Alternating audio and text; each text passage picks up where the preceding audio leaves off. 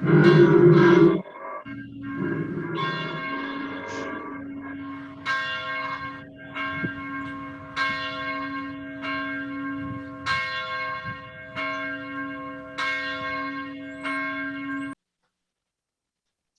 thank you, John.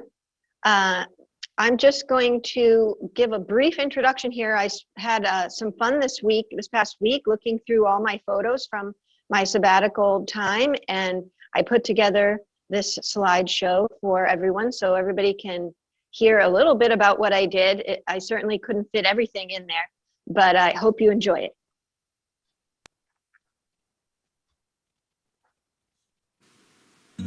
It's good to be home. I want to say thank you to all of you for the time away to rest, explore, reflect, and renew myself. I had a wonderful time.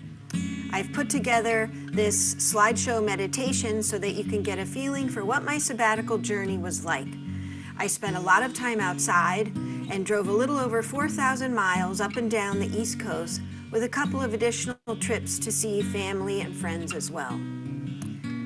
What struck me more than anything was the beauty and power of the elements. So what you'll see here isn't a chronological photo album, but a meditation on the elements of earth, air, water, and fire.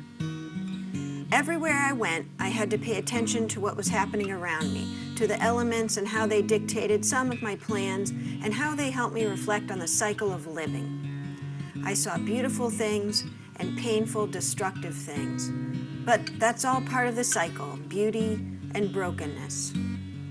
As part of creation, we, the fragile, strong, complex, simple, fearful, and loving humans that we are capable of both extremes also, creation and destruction. We can build up and we can break down. We can offer hospitality and welcome, or judgment and fear. I experienced it all on this journey, which is to say it was a full, life-affirming adventure. And thankfully, God is a patient and kind teacher, and so we're always learning.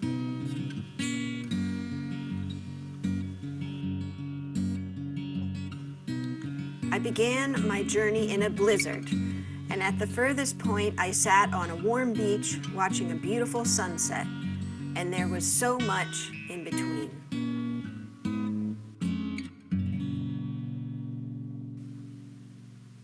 Earth, a symbol of fertility, stability, groundedness, sustenance, abundance, nourishment, and wisdom. Let the waters under the heavens be gathered together into one place, and let the dry land appear.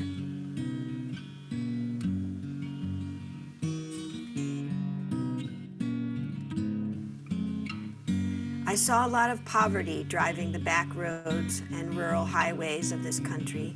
A lot of people living very modestly on land that was beautiful, but barren looking, with not many of the conveniences most of us enjoy here in Topsfield. But along the way there were signs of hope, including this beautiful small chapel on a long straight stretch of state highway, built and furnished by local families who wanted to share what they have with anyone who passed by. Not extravagant, but a clear message of abundance. There's enough for everyone.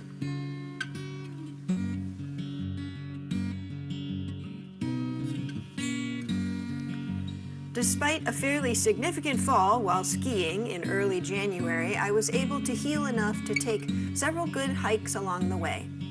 It was good to be reminded by both the hikes and the injuries that sometimes the way is clear, and other times physical limitations, lack of signs, and overgrown paths can make the way uncertain at times. But family, friends, and strangers offer support and love as we go, and so the journey continues.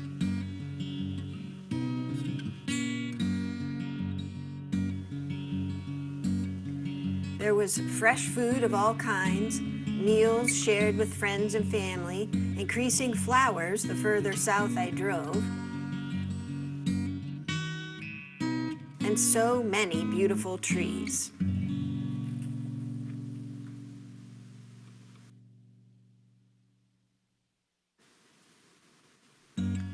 But other things I saw were painful and made me ask myself some hard questions, like, how am I complicit in the violence I see and hear around me in my town, in my state, in this country, and in the world? Where do I fit in, and what am I called to do about it? Do I want to eat less meat?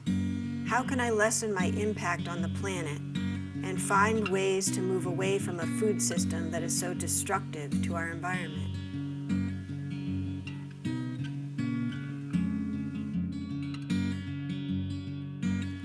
I considered these questions even as I saw signs of creation and building all around me, of making beautiful dwellings from rocks, trees, and sand of the earth.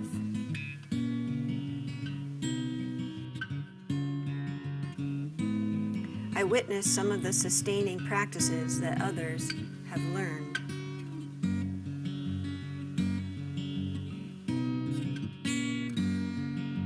And I stopped along the way to help where I could. We're not the only creatures who need direction and guidance.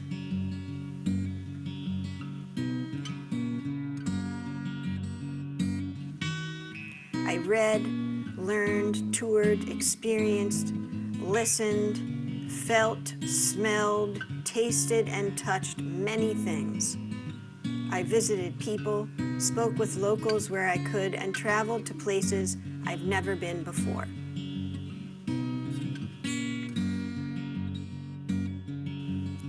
I saw things created by animals, by people seeking justice and kindness, and by artists who help us ask even more questions and see things in new ways.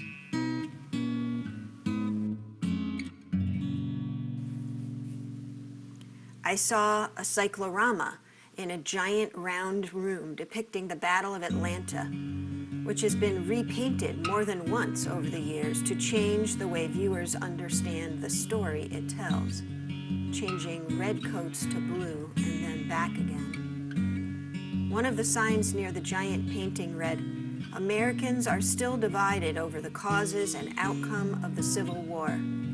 As you view the Battle of Atlanta, remember that historical facts do not change, but your judgment of those facts is unique. Think carefully about what the scenes depicted in the cyclorama mean to you, what questions they raise, how they make you feel, and why."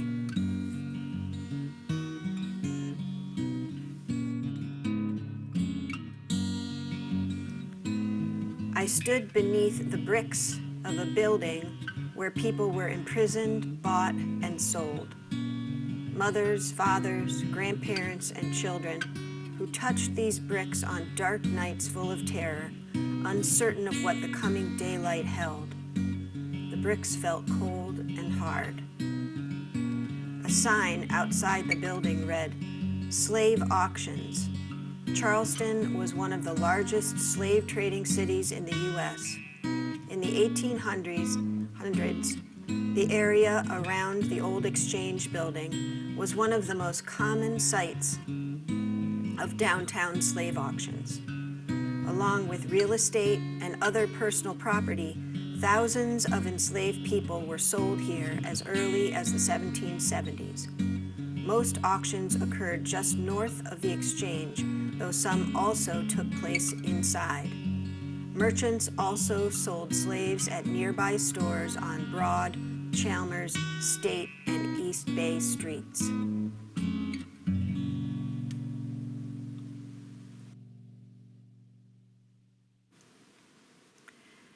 I visited the Legacy Pavilion and Museum and the National Memorial for Peace and Justice in Montgomery, Alabama, where now sacred earth, collected from the sites of racial terror lynchings in hundreds of locations around the country, left me to wonder, is there human DNA in that soil?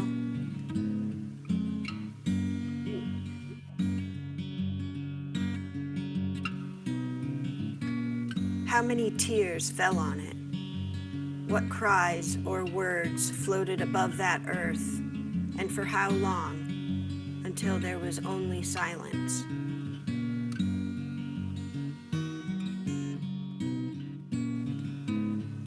I saw the incredible work of many artists' hands who have left their marks on the life-size sculptures of bodies with hands, eyes, faces, and arms just like mine, and yours too. Sculpted from memory, pictures, or from friends and family who stood in so that the clay could be formed true to life with the smallest details visible, then cast to withstand the elements for hundreds of years, a witness to the inhumanity of the last 400 years.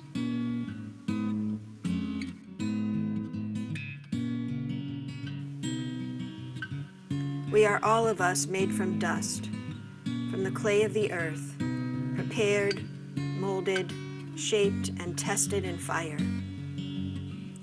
Let the waters under the heavens be gathered together into one place, and let the dry land appear. May we honor all the pain, loss, love, and beauty that happen on and of the earth, for we are earth.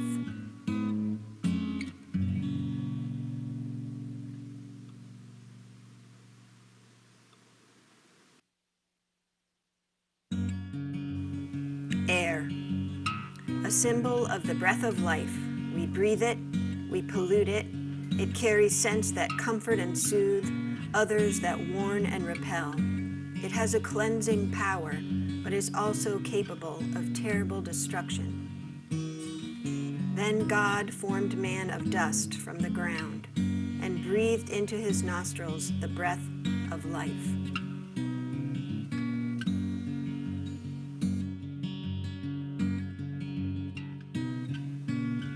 After 4 weeks in the south, the mountains called and were not disappointing.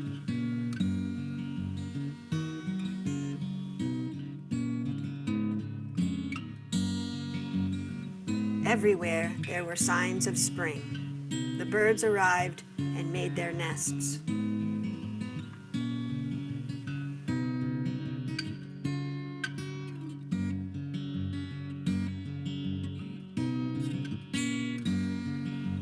Playgrounds full of new structures offer momentary flight on swings and ropes, slides, and climbing mountains.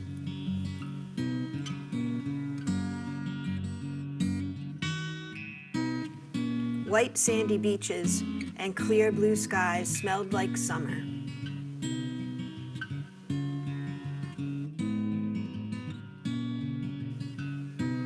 Even while those same warm breezes blew through the 800 steel monuments suspended, hanging heavily like bodies in the air, one for each county in the United States where documented racial terror lynchings took place.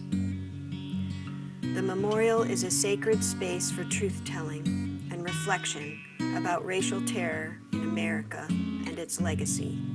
It was powerful, quiet, and breathtaking all at once. Then God formed the man of dust from the ground and breathed into his nostrils the breath of life. May we honor the air we breathe, the birds who grace its winds, and the breath of life that is given and taken away, for we are air.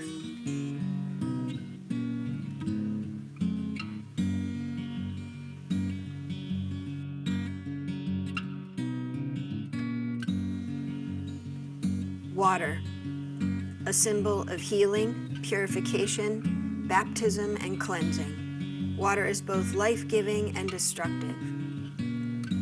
God makes me lie down in green pastures. God leads me beside still waters.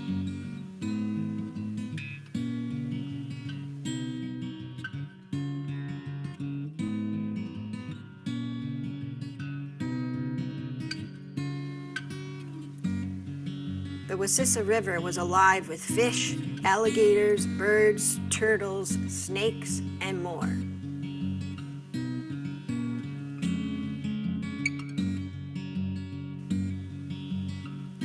Along the way, I kayaked twice and spent a whole day at the Atlanta Aquarium, mesmerized by jellyfish, beluga whales, otters, dolphins, thousands of colorful fish, coral, and other animals.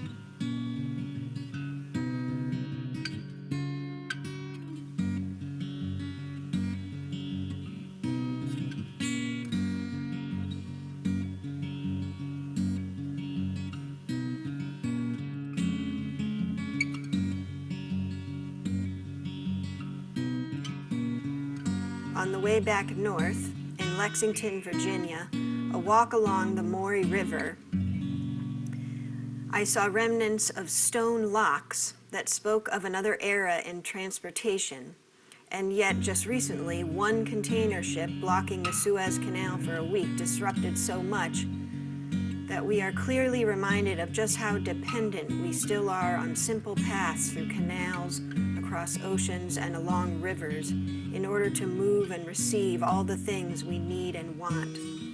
It makes me wonder if this is how we really want things to be.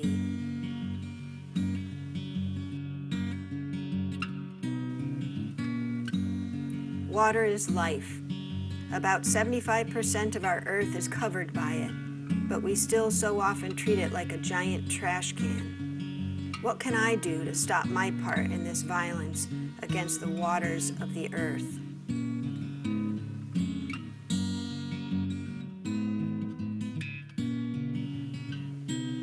Outside the offices of the Southern Poverty Law Center in Montgomery, Alabama, Dr. King's words on a stunning fountain remind us that none of us, not anyone living on this earth, or even the earth itself, are free until justice rolls down like waters and righteousness like a mighty stream.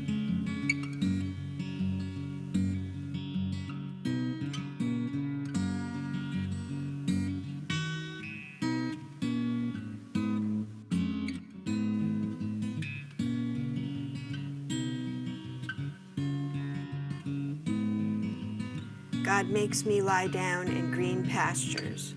God leads me beside still waters. May we honor the gift of water in our world and our lives, for we are water.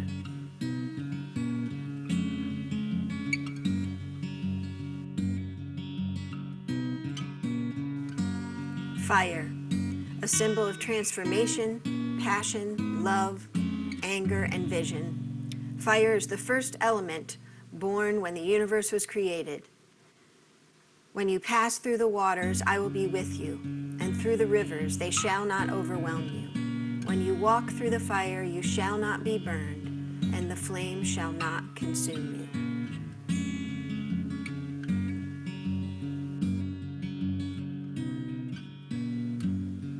The power of the sun is beyond our comprehension. It supports all life on the planet, and its beauty is a daily reminder of gratitude and warmth. This is the southernmost point of my journey, on the shores of Cape San Blas in Port St. Joe, Florida. It was a beautiful day, and I stayed at a quirky and beautiful campground right on the water. It was relaxing and peaceful, but the sky just kept reminding me of fire, of the power of the sun and of fire, of the metaphors of being tested by fire, transformed, changed, burned, and cleansed by fire.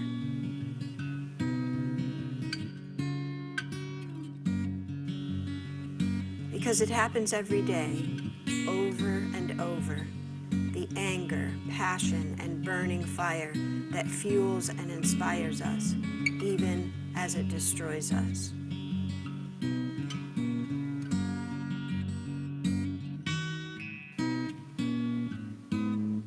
It makes me recall the words of the old song. God gave Noah the rainbow sign, no more water, the fire next time. When and where will the fire of human pain and the fire of God's justice flare up and burn bright again?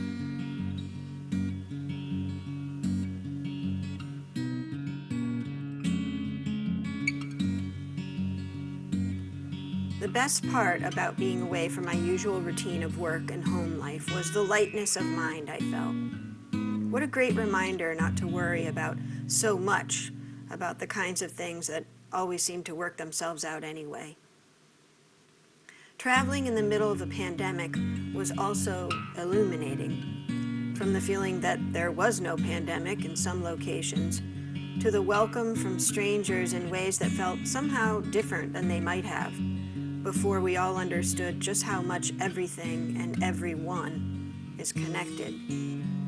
These were all things to be considered and remembered about the journey I took. I've raised a number of very serious topics here, And you can see that the visit to the sites in Montgomery, Alabama in particular, figure prominently into the experience of my sabbatical time. But this felt timely, and I was so grateful given the events of the last several months in our country. There is so much more to be faced, heard, loved, and healed when it comes to the history of racism and violence in our country. Some of you may feel exhausted by it. You may even feel angry about it, that somehow because you didn't own slaves or ever protest against civil rights or social justice activists, that it's not your place to keep doing this work. But you would be incorrect. God calls each of us to a reckoning that is prophetic and difficult. This search for justice and healing is the most important work of our lives as followers of Christ. There is no higher calling than this, and the fruit of this struggle will be love. So keep up the work, friends. And as fellow minister Shane Claiborne says, let your anger and injustice be loud, but yet let your love be even louder. My journey began in a blizzard, but it ended with an early spring sunset, high on a hill, leaving me grateful, rested, inspired, and ready for whatever lies ahead. When we can be gathered together again, I hope we'll sing all 4 verses of our closing hymn. It seems a particularly fitting one today. The 2 middle verses, which we'll skip right now, but have a look at them on the sheet in your bulletin and consider how the power of creation and destruction speaks to what I've shared with you this morning. When you pass through the waters, I will be with you, and through the rivers, they shall not overwhelm you. When you walk through the fire, you shall not be burned, and the flame shall not consume you. May we honor all the places where the fire for justice, the burning passion of love, and the heat of inhumanity smolder, ready to call us to account, for we are fire.